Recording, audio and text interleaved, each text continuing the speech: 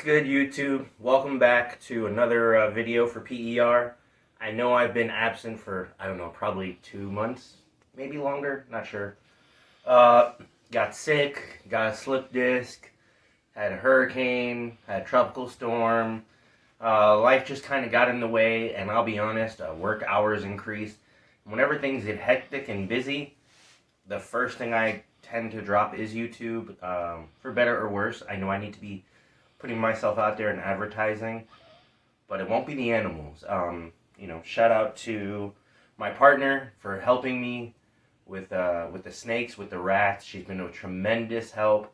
So for those of you, who have people who are supporting you in this hobby and holding cameras for YouTube videos and doing all these things that they probably never thought they were going to do in their lives, make sure you make them feel much appreciated. And I wouldn't be this far without her help. So I don't know. She's not real big into the spotlight, so I'm not giving names or specifics. But shout out to my partner.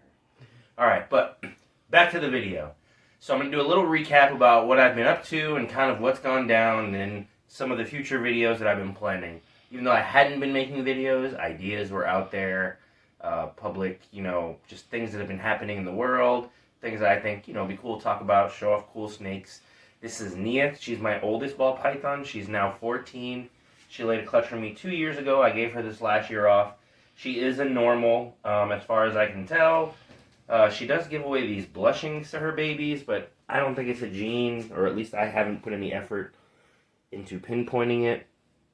14 years old, beautiful girl, love her to death. Super sweet, great ambassador for the species. So yeah, Nia. But all right, so updates on my breeding season for 2021. If we can zoom over right here, these are all the snakes I have for sale.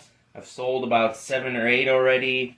I will do a video kind of spotlighting some of them along with their holdback counterparts. I currently kept back 18, and that was just more based on how things were going. That number's probably going to shrink to about 14 or 12, which is still a healthy dose of holdbacks. If the genetic testing for Desert Ghost comes out soon, that number can shrink or grow, because really that's what I'm waiting for. Anyway, so yeah, 18 holdbacks, real big into DGA Xanthic, made some Cypress Yellow Belly Het Pies, made some Cypress Yellow Belly Het Clowns, made a Bamboo Clown, made some Chocolate Fire Het Xanthic, some Pastel Chocolate Fire, Het Xanthics, Pos Het DGs. Just, a bunch of stuff for the future. I don't know how big my collection's going to be, and I've honestly been considering shrinking it down a little bit. I'll do that, talk further into that in the discussion about the market, where I think it is. My 2 cents on what that means, take it for what it's worth. I've kind of watched the reptile market for a while, but I'm new into engaging into it. So, you take it for what it's worth. But talk to a lot of bigger breeders who are much longer mentors of mine, been in this for a while, and kind of got their thoughts. And then just thinking what's going to happen. But that'll be a future video. Updates on my shed. As you know, before I hurt my back and slipped a disc, I bought a shed. A hurricane came, messed up the roof. Luckily, no internal structural damage. So all that is fixed. We're good. I've since gone in, and it's been wired, electrical. Yeah, so all that's been done. I still need to do insulation, flooring, and sheetrock, and then I'm ready to move in.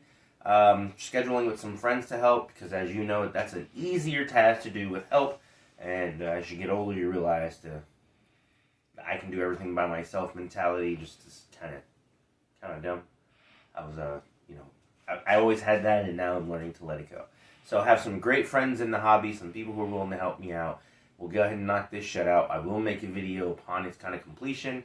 I have taken some progress pics. I'll take some more. That'll be all in that video. So yeah, hopefully before year's end, it's done and everything is moved over. I'm slightly concerned of how it will affect my breeding season, but really not that concerned, because it's got to get done. Alright, so next topic. My first show. Yep, sorry. So looking at my notepad, guys, sorry. My first show. This last weekend, we did the Tampa Repticon. I go to most of the Repticons, a couple of Show Me, a lot of the local shows around me. Tampa and Orlando being the 2 big ones. They're fantastic shows. For those people who are local or in the state of Florida, if you've never gone, you should make the trip. It's great. They're fantastic shows, and not only for ball pythons, for many other species. There's house snakes, boas, geckos, a variety of stuff. So it's a great show for reptiles. I didn't do that well as far as selling, and that's just the truth. But in truth, I don't know if I was expecting. I'm in a competitive state during a rough market. I had never done a show. My name's not out there. I have some local people, but they don't need to go to shows to get from me. They just reach out to me. And I have had some repeat customers, so that's been cool.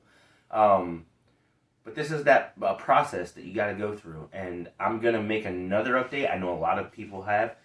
But kind of expressing my thoughts on why social media at this juncture in time, in the point in which we live, is so important to branding yourself and to pushing your business out there. I don't even think it separates you from anyone, really. I think it's just a necessity to actually be viable and to be relevant. All the big names do it. We all watch lots of smaller breeders who are new and up and coming who have social media and doing great things. And there are a lot of old-time breeders, and pioneers of the industry who don't do it and stuff like that. And I think time has passed them by, and it had. Maybe they're doing great, but that has more to do with the collection they built over a long period of time than their branding. So, I'm going to stay on this. I've been pretty still active on Instagram. I'm going to try to increase that. You'll see more reels. The shows are a must. It's not also about me selling. Plus, spending a Saturday and Sunday talking about snakes to everyone, what's not to have? Shout out to the Tampa Repticon people. Shout out to all the people who were there.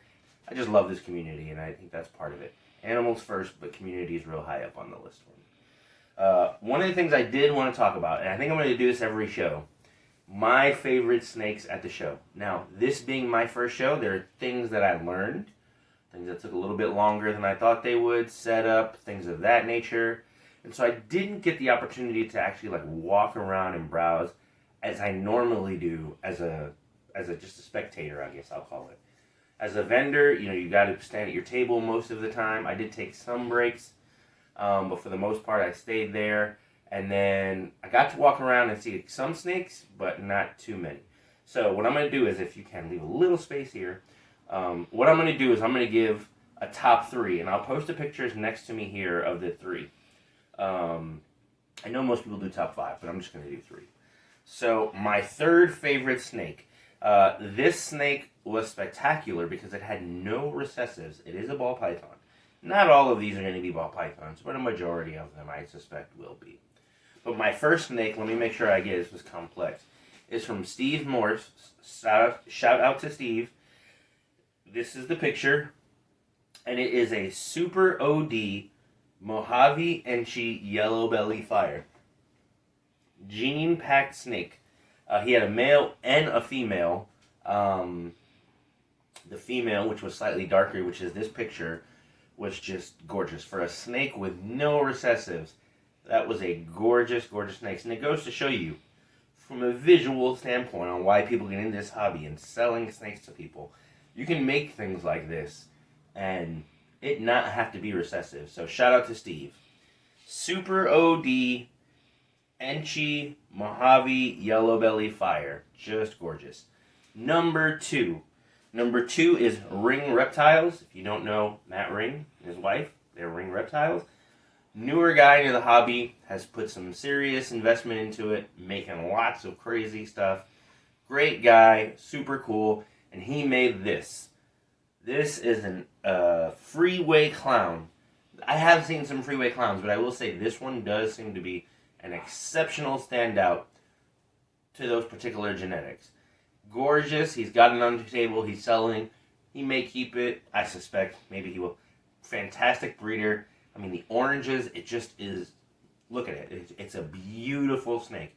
So much to do. And that's 3 genes, guys. 3 genes. But yeah, beautiful, beautiful freeway clown. All right. So my number 1 snake, and this may not be everybody's number 1, but it's based on what I like. And it's going to go out to Joe from Gulf Coast Exotics, another Florida breeder. Shout out to Joe. He makes some amazing stuff. Small but powerful, packed, collection. He also has a lot of other animals. But he produced this. This is a mahogany, red stripe, yellow belly clown. Now, he had some bamboo mahogany. He had a bunch of stuff at his table. Obviously, if you know me, I'm picking this one because it has my favorite codon, mahogany. But it is a gorgeous snake. This snake is beautiful. It's gorgeous. It's any words you can use to describe it. It's something I'll shoot for. So shout out to Joe. On the other note, I probably would try to make mahogany cypress. I believe cypress and red stripe do similar things based on research and looking at all the pictures. They're almost interchangeable, and I think I would choose cypress. But nonetheless, this snake is gorgeous. If I had, the money to invest, I would probably invest in something like that to push my clown project forward. So, shout out to Gulf Coast. Joe, you're probably not going to watch this video. When the off chance you do, kudos.